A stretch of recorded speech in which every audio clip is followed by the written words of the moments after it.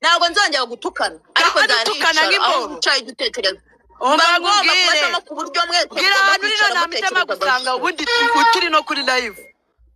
wembwira ngo ndanga mwereke none nge none se kuri Musanze hano wahagera gute nge ndi Kigali wa Kigoryiwe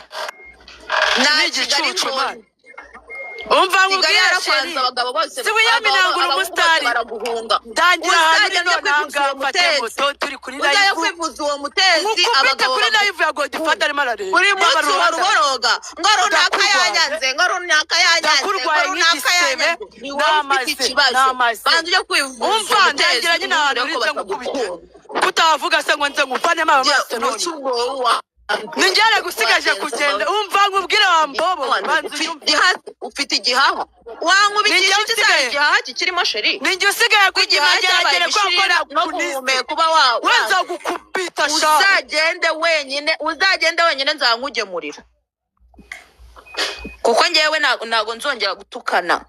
zambashumba gutya abantu mutabonye zino video ngiye kuvuga kabisa munyandikiye kuri WhatsApp yanjye ubundi nzibahereze WhatsApp iri kona kuri screen yawe abantu mutabonye video y'uyu murundi kazi abantu mutabonye video y'umuramyi abantu mutabonye video za Baritazari abantu mutabonye video za Emeline abantu mutabonye video y'ingu yitwa Jihana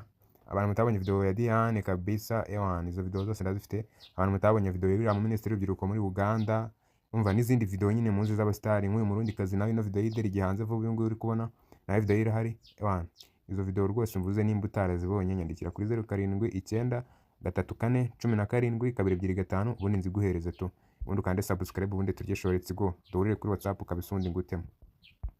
era kugiye kukazu ugasanga ndi wawe wakora iki se nta munzi yawe none nagukubita ukibagirwa gashumba ndagafite